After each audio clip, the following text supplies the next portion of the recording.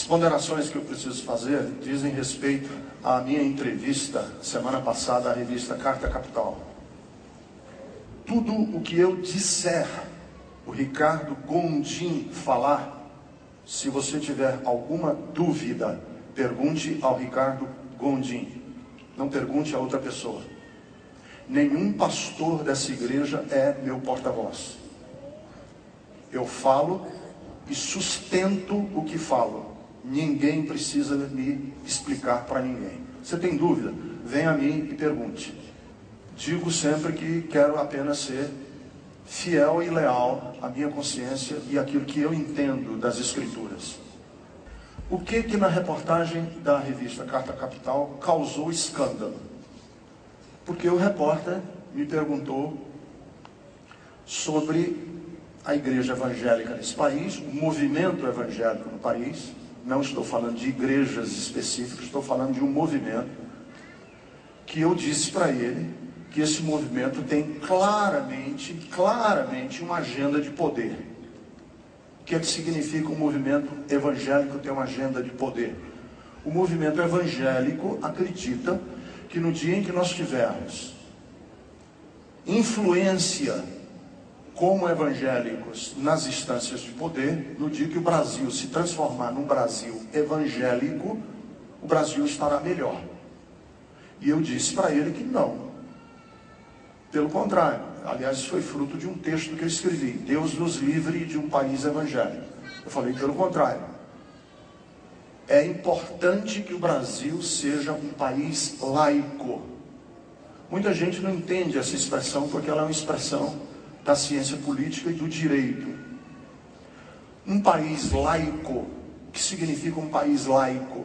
É que um país que não está atrelado a uma tendência religiosa, qualquer uma. Um país laico é um país que não é religioso.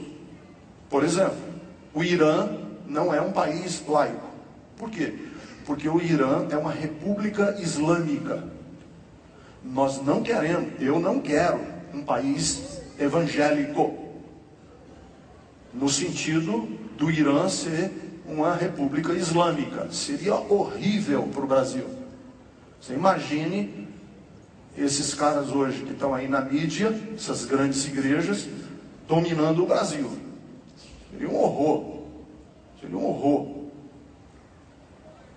E aí ele me perguntou, se o senhor é a favor de um país laico, em que uma tendência religiosa não é a que domina e a que determina e dá as cartas, o que o senhor acha da união civil dos homossexuais?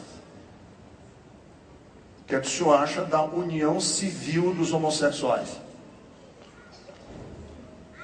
Se você ler a minha resposta sem ficar com ódio de mim, antes de ler e ler com a cabeça, eu disse assim: nenhuma tendência religiosa tem o direito de impor as suas convicções sobre os demais. Eu sou a favor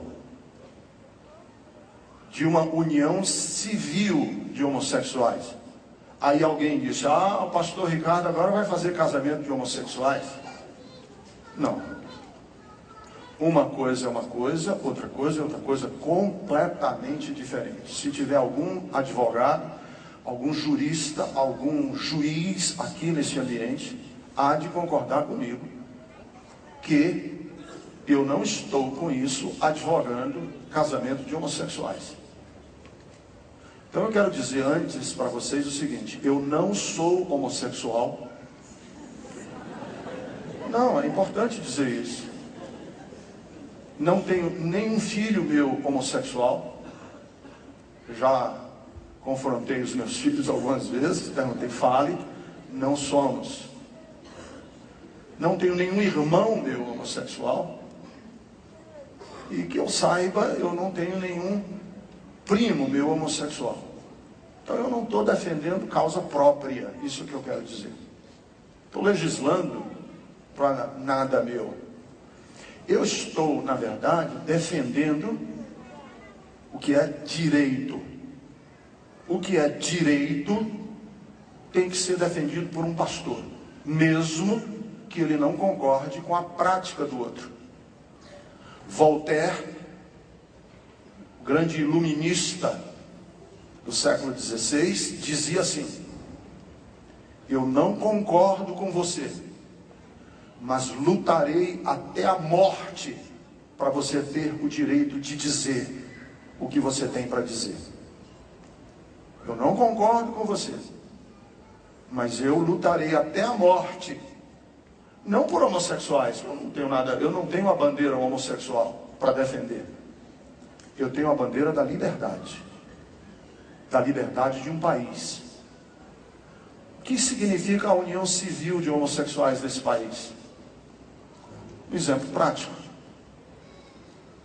2 homossexuais vivem juntos, têm uma relação estável juntos, trabalham, moram, vivem.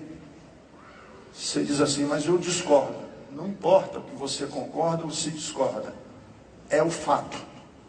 Eles vivem juntos. Um deles morre. Compraram casa, compraram fazenda, compraram carro. Um deles morre. O patrimônio que foi construído entre os dois é de quem? É de um irmão ou de uma tia do finado que diz assim: não, senhor, meu irmão morreu, você é gay, está vivendo com outro, meu irmão morreu, a casa é minha, por que é sua? Você é um promíscuo, um safado, você é um homossexual pecador, a casa é minha. Vocês acham isso direito? O que é que o direito tem que fazer? Regulamentar o que está na sociedade. Aí alguém diz assim: mas eu não concordo com isso. Não importa se você concorda ou não concorda, tem que ser feito o direito, justiça. É justo, é certo, não importa. Agora, até aí, na cabeça de alguém, chegar e dizer: o pastor Ricardo agora vai ter professor homossexual dando aula para os meus adolescentes, é maldade. Isso é maldade no coração. E se você quer sair da Bethesda, não use isso. Saia por outros motivos. Porque eu não disse isso e não está lá. O que eu disse na reportagem eu sustento e vou sustentar até o fim. Porque eu não disse... Lá no Ceará tem uma expressão que diz: ele não sustentou em pé o que disse sentado. Eu sustento em pé o que disse sentado. E disse mais, que causou mais escândalo ainda entre os crentes: nem todas as relações homossexuais, à luz do direito, são promíscuas. Não são. Imagine um homossexual, 2 homossexuais chegam diante de um juiz de direito e dizem: olha, nós vivemos juntos e eu quero colocar ele na minha dependência do seguro de saúde do meu emprego. Um juiz, não é crente, não é pastor, não está falando com o pastor, está falando com o juiz de direito. E a empresa não quer deixar. Aí o juiz diz assim: muito bem que a empresa não deixe mesmo, porque vocês são 2 safados. O juiz pode dizer isso? Claro que não. Porque ele vai dizer: com que categoria o senhor está dizendo que eu sou safado? Não, que você vive uma relação promíscua com o seu... Mas de onde o senhor tirou o promíscuo? Eu leio na Bíblia. Ele disse: mas eu não sou crente, eu não uso a Bíblia, eu sou ateu. Você não está trazendo a Bíblia para mim. Você é juiz, você não é pastor. Se eu quisesse que um pastor avaliasse a minha relação, eu ia na igreja. Eu estou aqui diante de um juiz. O juiz não pode tratar o outro como promíscuo porque ele discorda, porque promiscuidade é outra coisa.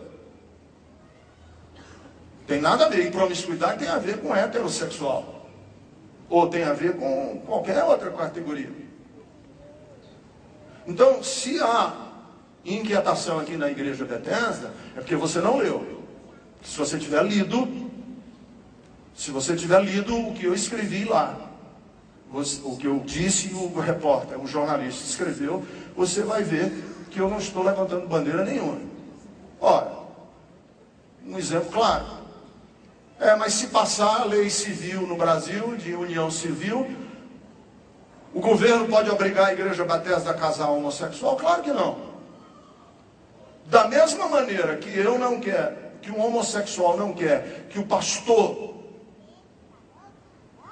determine como se comporta, porque ele não é crente, ele é budista, ele é ateu, ele é judeu, ele é o que quer que seja, ele não é crente.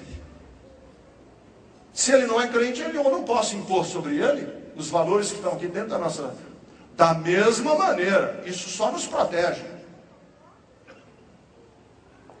Porque se alguém vier lá de fora querer dizer o que eu prego aqui no púlpito da igreja, em nome da lei e em nome da Constituição, eu vou dizer, não senhor, eu digo na igreja Betesda o que eu quero. Ninguém pode censurar o que eu estou dizendo no púlpito da minha igreja. Vale para os dois lados. Então, se passar uma lei no Brasil de união civil de homossexuais, não há nenhum juiz no mundo que me obrigue a fazer casamento de quem quer que seja. Eu faço o casamento que eu quiser. Aliás, eu posso até recusar o seu casamento com outra pessoa. Eu digo, eu não caso você. Não, mas eu sou homem e mulher. Mas eu não caso. Porque você é um safado e essa mulher não merece você. Não tem nada com essa pergunta. Ninguém me obriga a casar. Eu caso. E outra coisa, casamento na igreja Betesda, diferentemente da igreja anglicana e da igreja católica, não é um sacramento. Nós damos uma bênção. Nós não casamos ninguém. A gente abençoa a união. E eu me recuso ou aceito a abençoar quem eu quiser. E você dizer que, se passar as leis no Brasil, a igreja Betesda vai ser obrigada e o pastor Ricardo se obriga? Não, senhor. Ninguém obriga ninguém a fazer nada. Quer um exemplo? A igreja católica. A igreja católica é contra o divórcio. Existem leis no Brasil, leis do divórcio. E um padre pode olhar para um casal divorciado e dizer, eu não caso vocês. Por quê? Porque a igreja católica não casa divorciado. Não, mas a lei brasileira divorcia, mas eu não caso. E tem alguém que obrigue um padre a casar um divorciado? Por que vocês acham que o homossexual vai obrigar o pastor agora a casar um homossexual? De onde foi que tirou isso? Então eu quero dar essa palavra porque eu acho importante dizer o seguinte: a igreja Betesda não está levantando nenhuma bandeira que não seja a bandeira do direito, do certo. Conversei com o Sidney Bizarro, que é advogado e é presbítero aqui da Betesda, e ele usou uma analogia que eu achei perfeita. Terça-feira, na reunião que tivemos dos presbíteros aqui, em que esse tema foi abordado. Ele falou, o direito, no jargão de quem estuda direito, é uma relação entre uma Ferrari e um Fusquinha. A Ferrari são os fatos. E o Fusquinha é o direito que vai normatizando os fatos. Vai controlando os fatos. Não acreditem vocês que isso aqui vai virar Não, porque outros países do mundo já adotaram isso. África do Sul, a Argentina, a Holanda, a França. Já tem leis sobre isso, claras, explícitas. E que o Brasil não virou uma Gomorra. Porque o que vira Gomorra não é se tem homossexual, não tem, porque tem. Não é o direito que vai fazer, não é porque tem uma lei que agora todo mundo vai rodar a baiana na esquina. Ou não. Isso tem a ver com... Aí eu não vou entrar porque eu acho que o debate ainda é muito prematuro. Tem que conversar com psicólogo, com psicanalista, com sexólogos, com pessoas, e ninguém ainda chegou a um consenso sobre a questão homossexual. E eu não quero entrar nesse mérito, eu só estou entrando no mérito do direito. E algumas pessoas dizem assim, mas eu tenho um filho que é homossexual, o que eu faço com ele? Não trate o seu filho como um degenerado, como um promíscuo, que você vai perder o seu filho e vai perder sua família. Não trate. E se você tem um irmão e você é crente, não trate o seu irmão e ele é homossexual, uma irmã que é homossexual, não trate. como um degenerado que você não quer mais ver e que merece apedrejamento. Não trate. Porque Jesus não tratou nenhum pecador assim. E não há nada na história da humanidade que faça um pecado maior do que outro. E eu acho que muitas questões são cortina de fumaça para encobrir outras.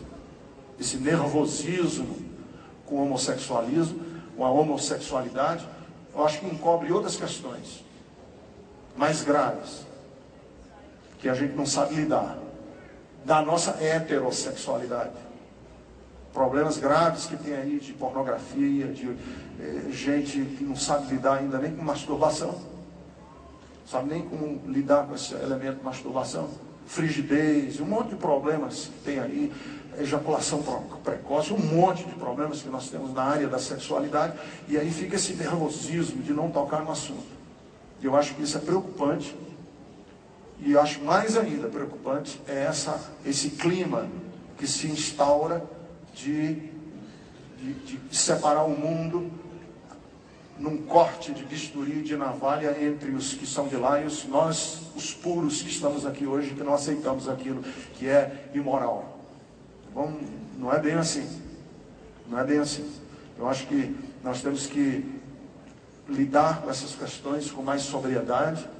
E mais ainda, se você tem dúvidas sobre as minhas posições, eu estou aberto para conversar e a dirimir qualquer dificuldade que tenha sobre essas questões. Agora, está claro, isso ficou bastante claro, e cada vez mais claro, que a Igreja Bethesda não caminha, não vai na direção da grande maioria de pastores e de professores de seminário que estão por aí.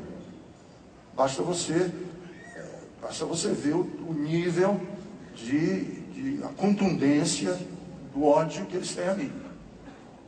E muita gente fica preocupada com isso. Eu não me preocupo mais, já me preocupei em algum tempo do passado, mas eu estou... o que eu quero fazer é só abençoar a vida de vocês e abençoar todos. E achei ingenuamente, infantilmente, que a minha igreja ia receber aquela revista com grande alegria, que o nosso pastor conseguiu um espaço numa das principais revistas desse país, e que foi um espaço significativo de diálogo com a sociedade civil, e da mesma maneira que eu recebi ódio, eu recebi grandes comentários e elogios de pessoas que não são evangélicas, que disseram: finalmente encontramos alguém com quem a gente pode conversar num nível mais sóbrio, mais que possibilita o diálogo. Então, por isso, o jornalista ficou preocupado, ele me escreveu e eu falei para ele chama-se Gerson, eu disse: Gerson, não se preocupe, estou no meio de um tiroteio que eu nunca vi igual na minha vida, mas se você me fizesse essa entrevista, eu faria ela novamente, sem nenhum problema na minha alma e no meu coração, porque Paulo diz que é bem-aventurado o homem que não se condena naquilo que fala e que pensa. E eu não me condeno naquilo que falo e que penso. E é essa a palavra que eu queria dar para vocês hoje pela manhã aqui na Igreja Bethesda.